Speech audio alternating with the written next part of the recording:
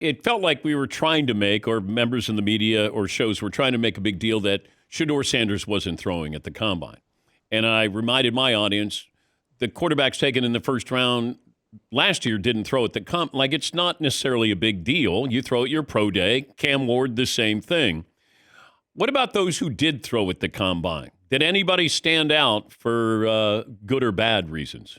Yeah, Jackson Dart threw well. He's probably going to be the third quarterback taken.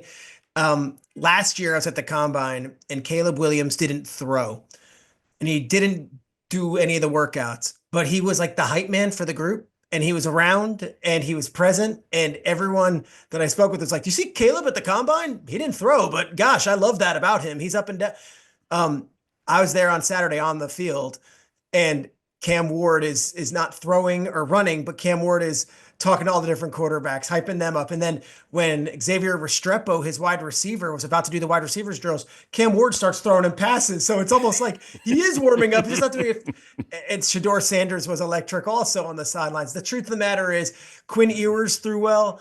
I said Jackson Dart threw well. Tyler, I can't get his name right. It's out of Louisville and Texas Tech. It's Kyler. It's pronounced wrong. Scug. I don't know how it's pronounced fully, and maybe that's why I'm kind of behind the eight ball on it. But he was a guy who bounced from Texas Tech to Louisville. He threw really well and ran the 40, and that was really well appreciated that he actually ran the 40. I was like, I'm going to go for it. But no one at the quarterback position solidified their spot or jumped a huge amount based on their combine workout. I like Jackson Dart a lot. I watched probably 2 full games at Ole Miss. You got, a coach who knows how to develop quarterbacks. I just don't know. He might be the third quarterback, as you said. I don't know what that third means. It feels like the difference between the second quarterback and the third quarterback could be beginning of the first round and at the beginning of the second round. Absolutely. And I think that's the gap. I think Cam Ward is solidified right now as the number 1 quarterback in this draft. And I have to make sure that everyone hears this and that Dion hears this. I'm not saying he's the best quarterback in this draft. He will be the first quarterback selected in this draft. And that's how it's looking going into pro days and free agency and the rest. Shador is likely 2. Jackson Dart is likely 3. And then we don't know where that 3 is. Is that as early as 7 to the Jets?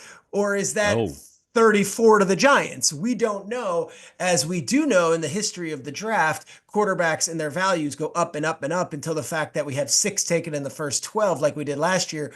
When heading into the pro days and the free agency stuff, Bo Nix was looked at as an early second-round pick, and Michael Penix wasn't considered a top 10 selection. So their values get higher as the free agency and roster development forms, and you see that teams have massive holes at quarterback. It's the most important position in sports. If someone doesn't check that box, Jackson Dart's stock can go up skyrocketing because the team gets desperate and says, well, we need a quarterback, and he's the guy.